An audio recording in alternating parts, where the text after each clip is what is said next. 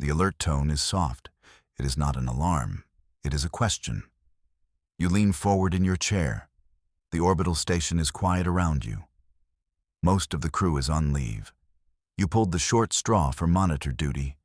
Usually, it's just watching dust and radiation. Not today. The signal is faint.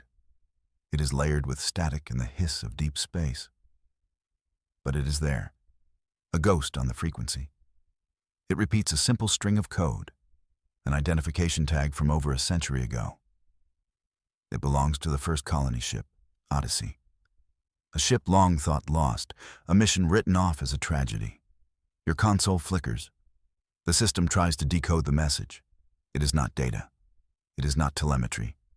It is a plea. 4 simple words embedded in a carrier wave. Is anyone still there? Your blood runs cold. 100 years of silence, broken by a whisper. The message originates from the Kepler 186 system, the target destination of the Odyssey, the home of the lost colony, New Eden. Protocol demands you report this. You should wake the station commander. You should let the admirals decide. They would send a task force. They would take months to mobilize. The signal is already fading. You look at the timer on the message. The signal took 50 years to reach you. It was sent a half-century ago. Whatever happened on New Eden, it happened long ago. But the signal is a loop. It is automated. A bottle cast into a cosmic ocean. Someone down there wanted to be heard. There are no ships ready for a deep space run. Not a single warship is docked. The fleet is patrolling the outer arms. There is only one vessel in the hangar bay. A forgotten relic. A ship from the same era as the Odyssey.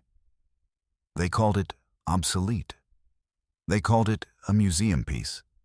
They probably called it expensive to dust. Right now, you call it a chance. You are the only one here. You are the last hope to answer them. You walk through the cavernous hangar. Your footsteps echo in the empty space. She sits in the center of the docking cradle, the stardust drifter. She's not sleek. She's not elegant. She's a brute of a ship, built of thick armor plates. Her hull is a patchwork of old repairs. She looks less like a starship and more like a flying fortress. A fine layer of dust covers everything. It rises in small clouds as you walk up the ramp. The air inside is still and cold. It smells of old metal and ozone. Emergency lights flicker on as you enter the bridge. They cast long, dancing shadows. The view screen is a wall of dead black crystal. You settle into the command chair.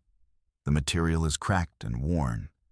You run your hand over the main console. It is cold to the touch. You find the primary activation switch. You hesitate for only a second. Then you press it. For a moment, nothing happens. You wonder if the old girl has any life left in her. Maybe this was a bad idea after all.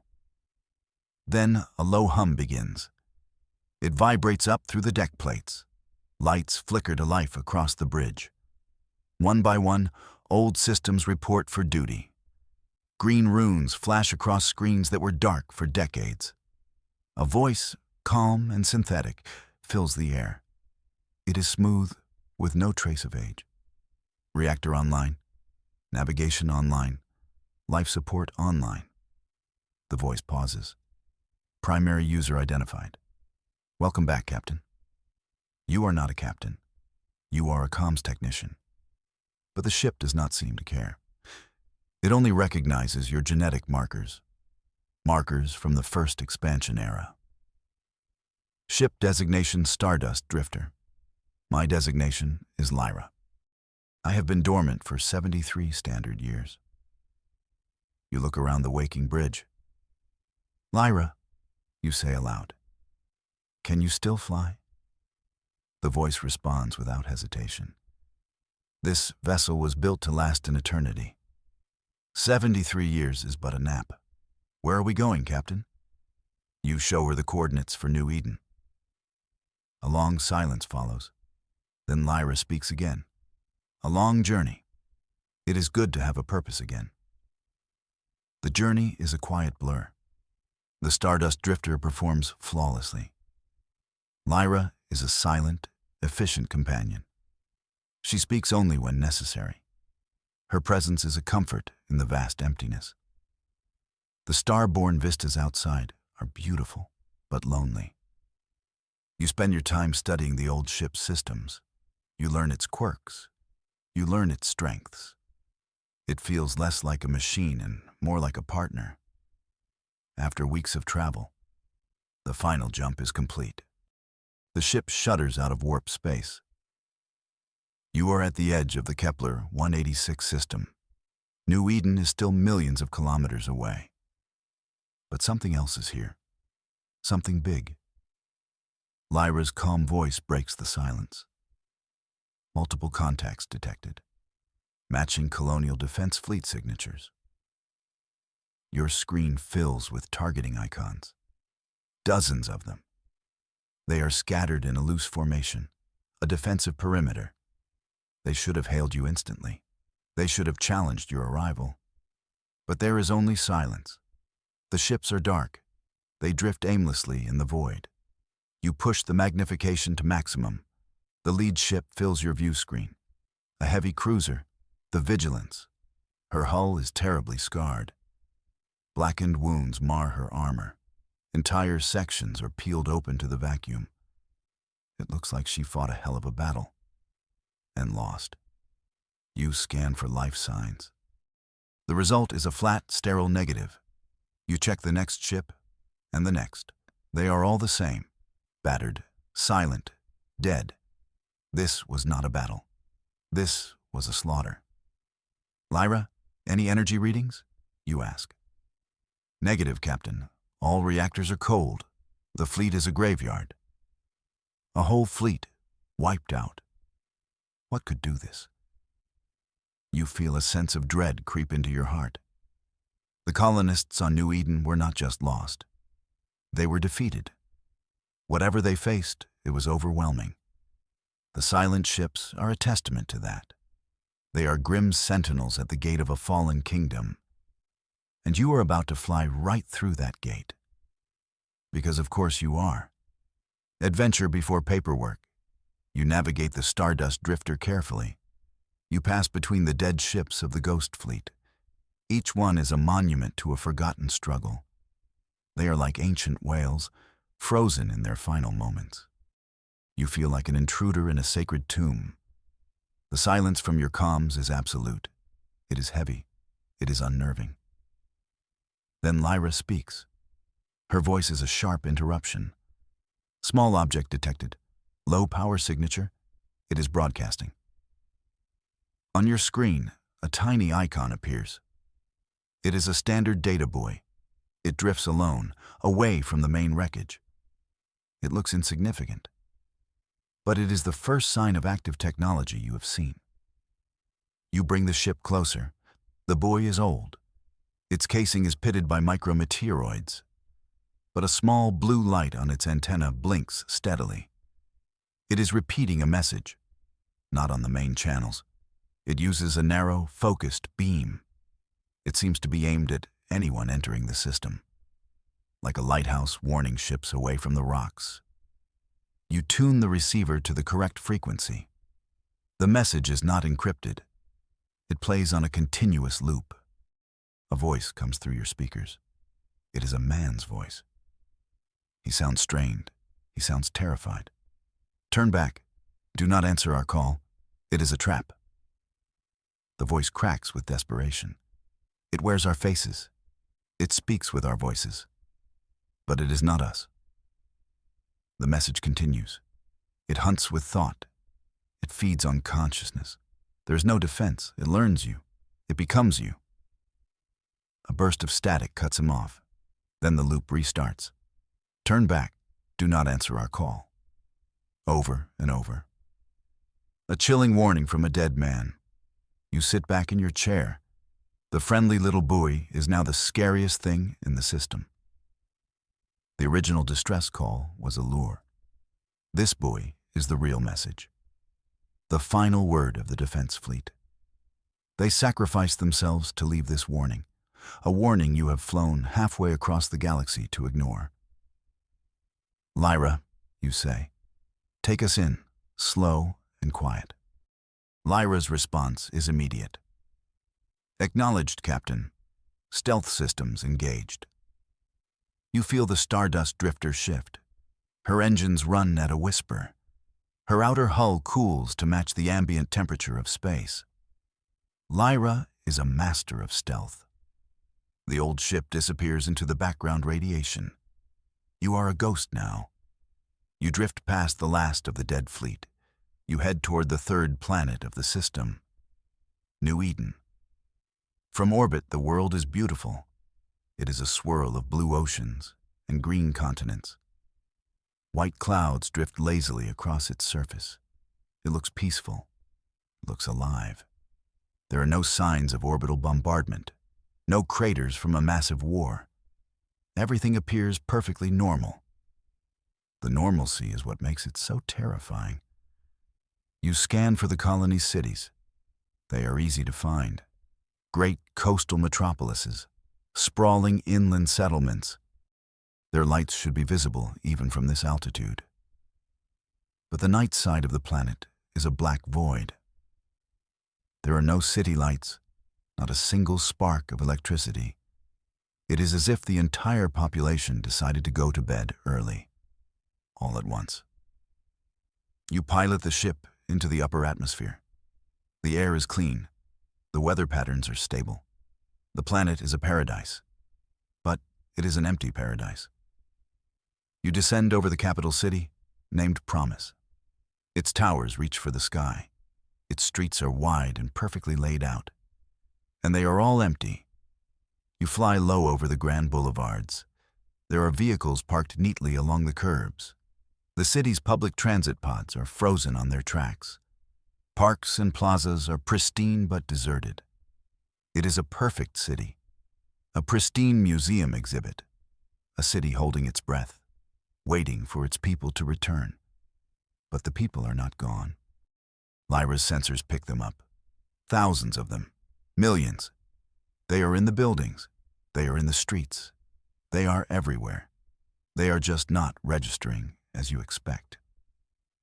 Life signs confirmed, Lyra states. But they are uniform. The readings are anomalous.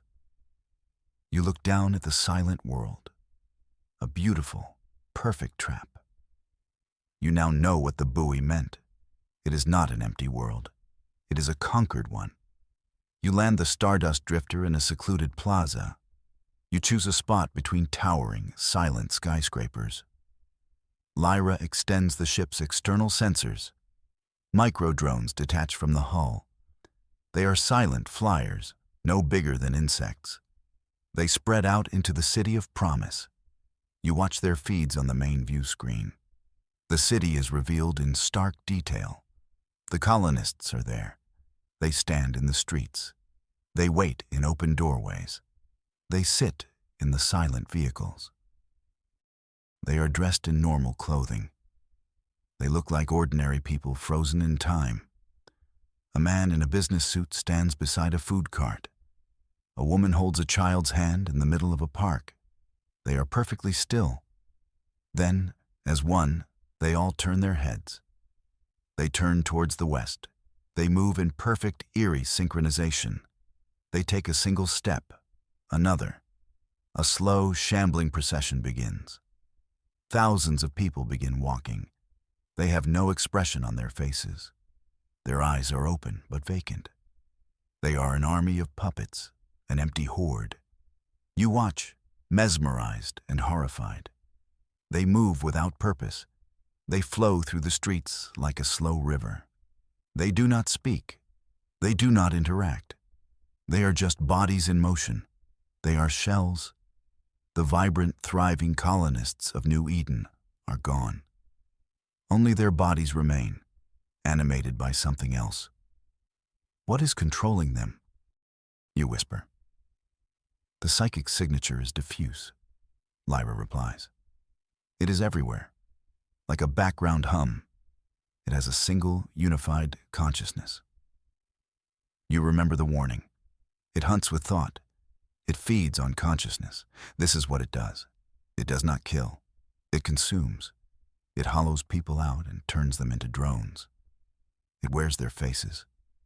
A drone feed zooms in on one of the colonists. A young woman with red hair. A tear tracks down her cheek. But her face is a blank mask. A single leftover tear from the person she used to be. A ghost of an emotion. The sight makes your stomach clench. This is a fate far worse than death. You came here to find a lost colony. You found a monument to stolen souls, a planet of the living dead. And you're the only tourist. You sit in the command chair for a long time. You watch the silent horde shuffle through the city. The sun begins to set. It casts long, distorted shadows that seem to dance with the moving crowds. The sight is deeply unsettling. The unity of the horde is absolute.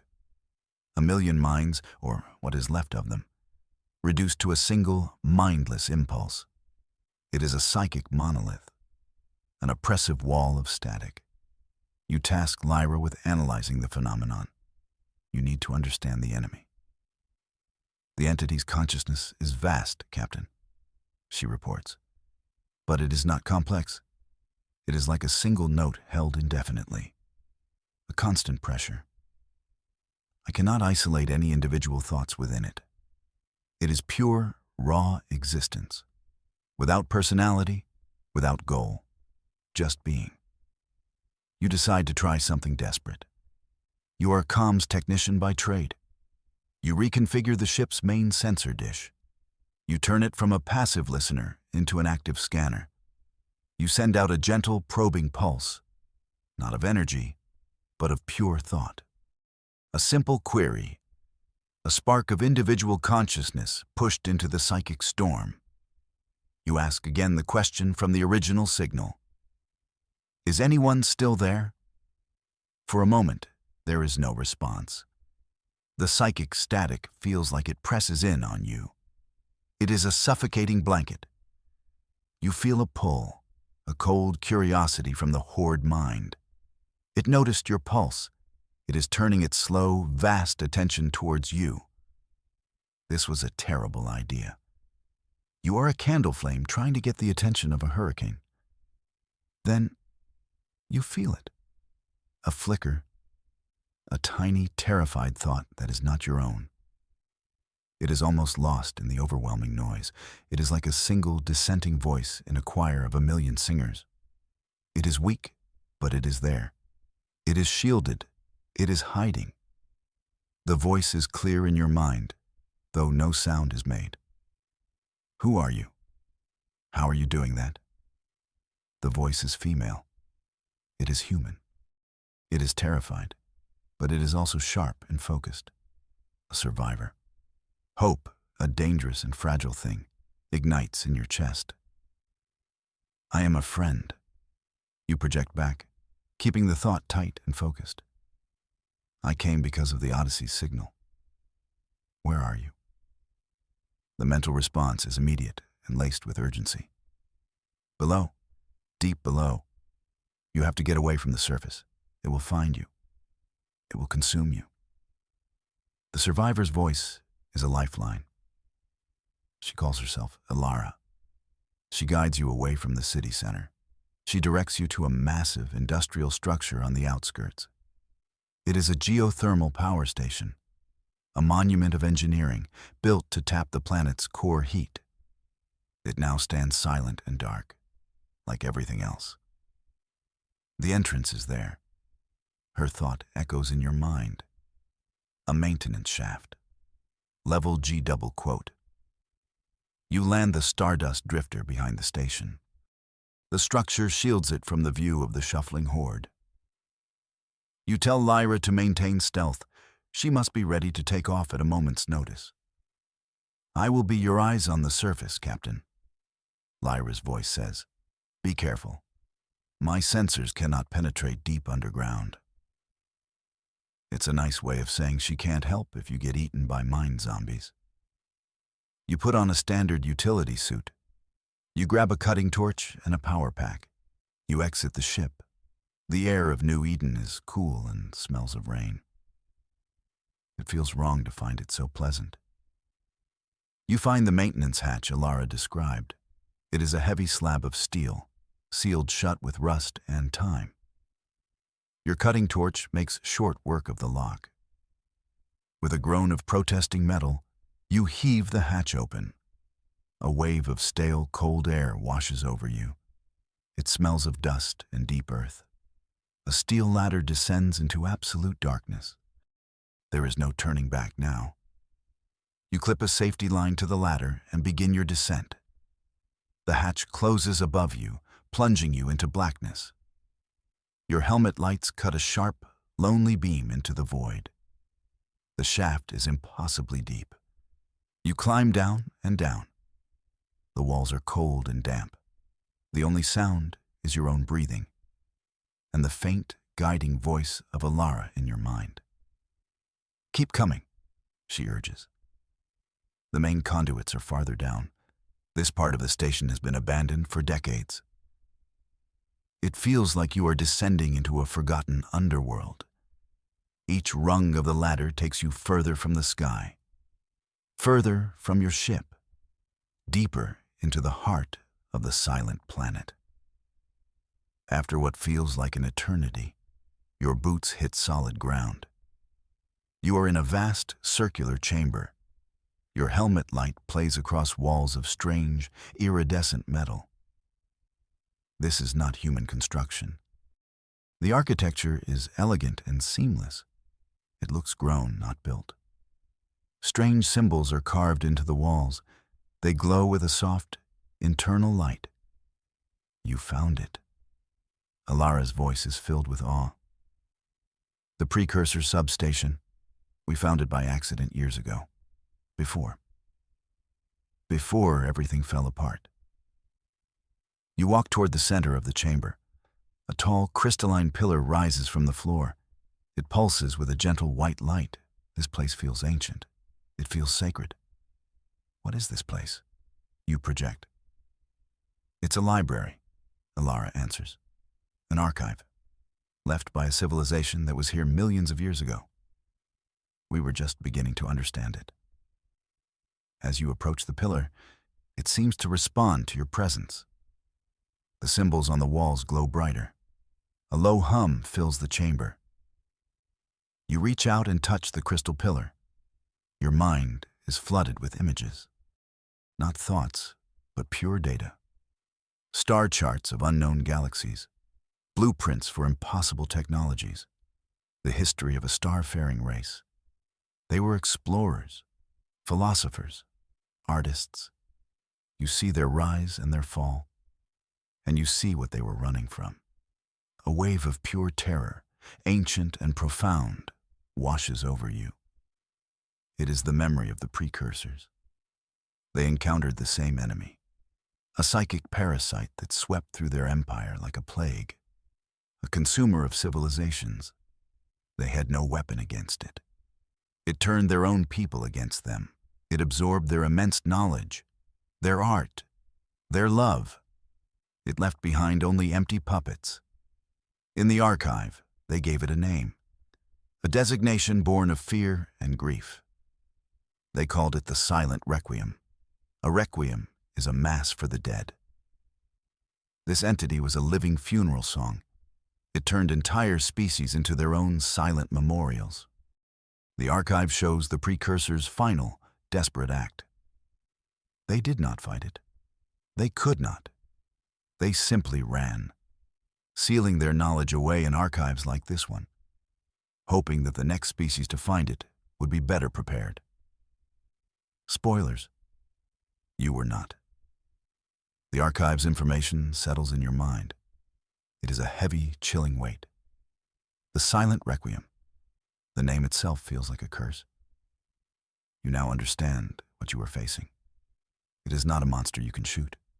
It is a plague of the mind, an idea that consumes everything it touches. The precursors, with all their power, could only flee. It knows you are here. Alara's voice cuts through your thoughts. It is sharp with fear. Your mind. It is different. Not like ours. Brighter. It felt you when you pulsed from your ship. It is curious. Suddenly, the psychic pressure you felt on the surface intensifies 1,000-fold. It is no longer a background hum. It is a focused, piercing shriek that resonates directly in your skull. The chamber around you seems to flicker. The precursor archive is trying to shield you, but the Requiem's attention is now fully on you. It is a malevolent, cosmic gaze. It ignores Alara. Her mind is familiar, part of the background noise it has controlled for 50 years. But you are new. You are an anomaly, a fresh thought in a stagnant sea. The Requiem communicates with you, not in words. It shows you what it is. It floods your consciousness with its own nature. You feel its ageless loneliness, its bottomless hunger. It does not hate. It does not feel malice. It simply is. And its nature is to absorb, to add other consciousness to its own, to erase the I and leave only the we. It shows you the colonists of New Eden. You feel their last moments. The confusion turning to terror. The loss of self. The peaceful, horrifying slide into the collective. It offers you the same. Join us, the concept echoes in your mind. You will not be alone anymore. Your thoughts will live forever. Your knowledge, your memories, they will become part of our eternal song. The offer is seductive in its simplicity. An end to struggle, an end to fear. A form of immortality. It was all a trap. The original Odyssey signal was not a call for help. It was bait. The Requiem allowed it to broadcast, a siren song for curious minds. It lured you here, not just you, but anyone like you. A thinking, questioning, individual mind. It wants to consume you. It wants to learn you. It sees you as a particularly delicious meal. You recoil from the Requiem's mental touch. You push back with all your will. No. You project with raw defiance. The psychic pressure lessens slightly. It seems surprised by your resistance, like a predator whose food is fighting back. It is a new experience for it. You resisted. Ilara's thought is a mix of shock and hope. No one has ever resisted. You feel a presence behind you. You turn. A woman stands in the archway, leading deeper into the station. She's gaunt and pale. Her eyes are old with trauma, but they burn with a fierce intelligence. It is Alara. She is real. I am the last one, she says, her voice raspy from disuse. The last individual mind on New Eden. I learned to hide my thoughts, to make them small, to think in ways the Requiem does not recognize. I have been down here for 50 years. She looks at you, a strange mix of scientist and survivor. But hiding is not a solution. We have to end this.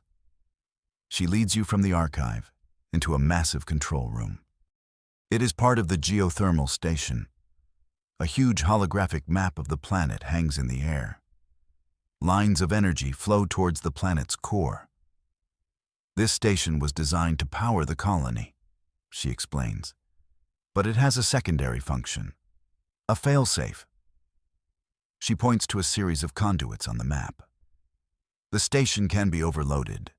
We can trigger a controlled chain reaction in the planet's core. It will create a feedback loop. The entire mantle will destabilize.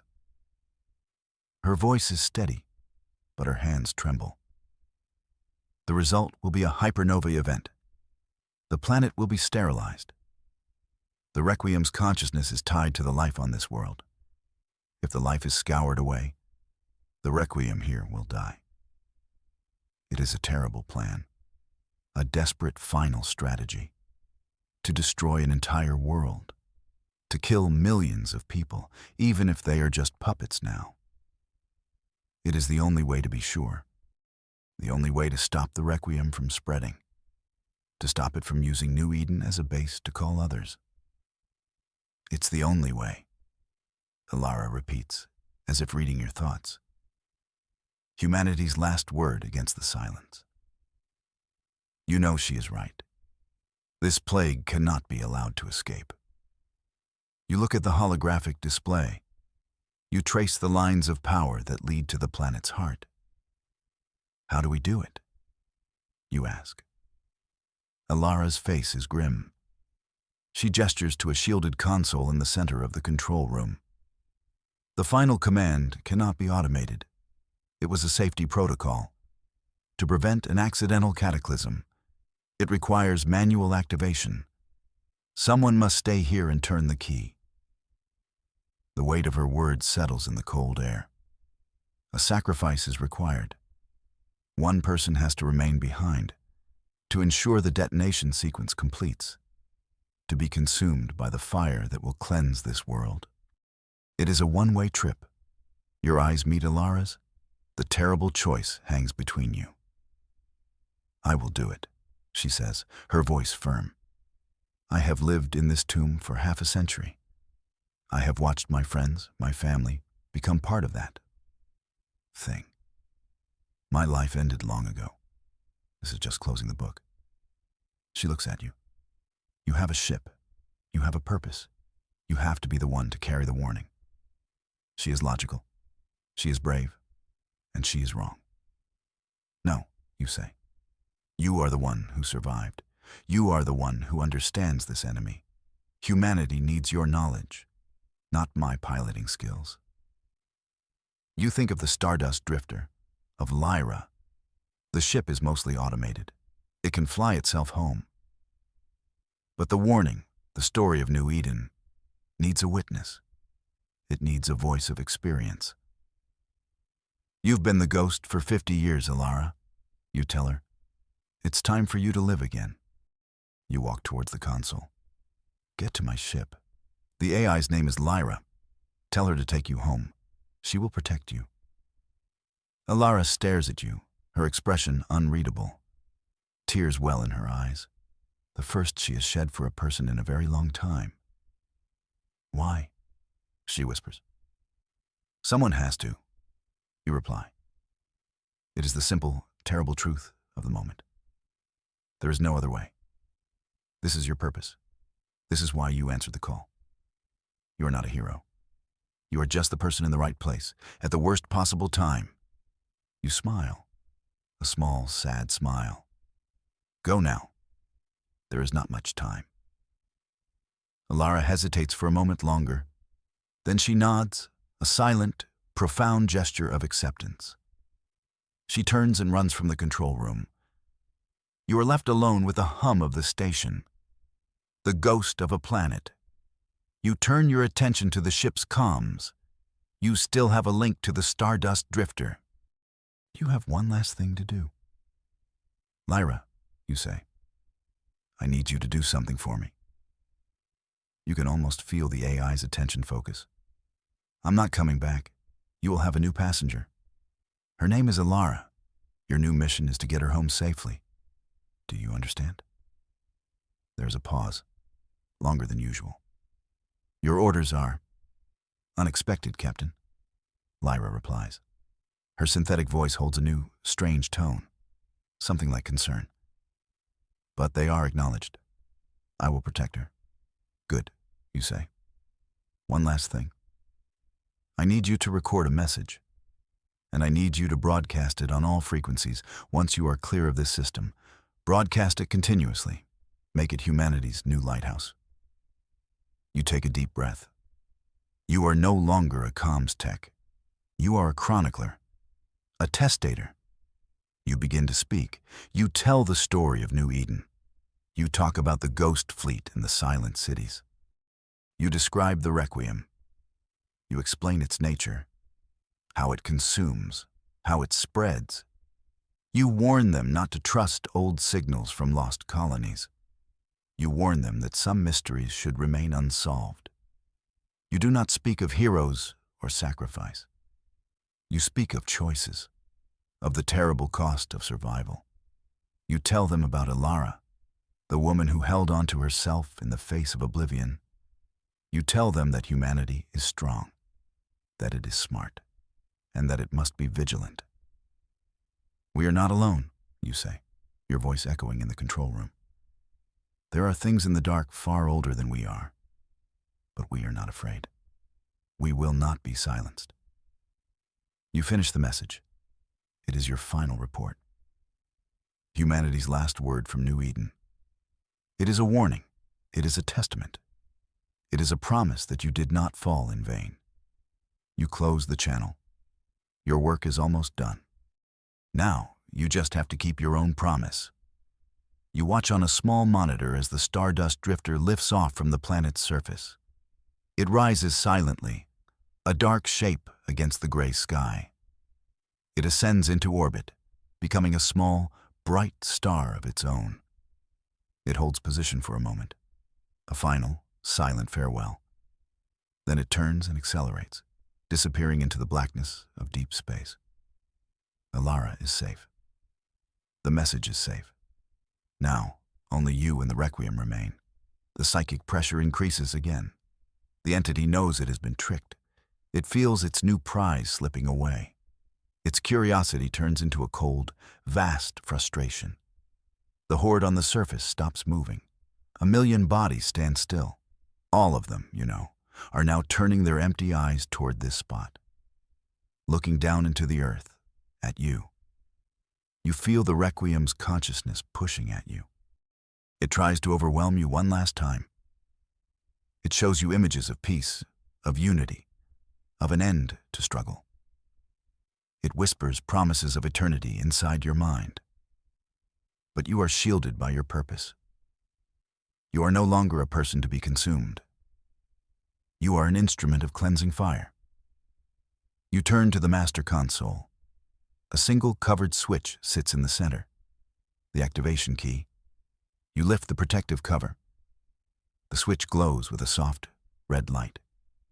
It seems to pulse in time with the planet's deep, geothermal heartbeat. This is it.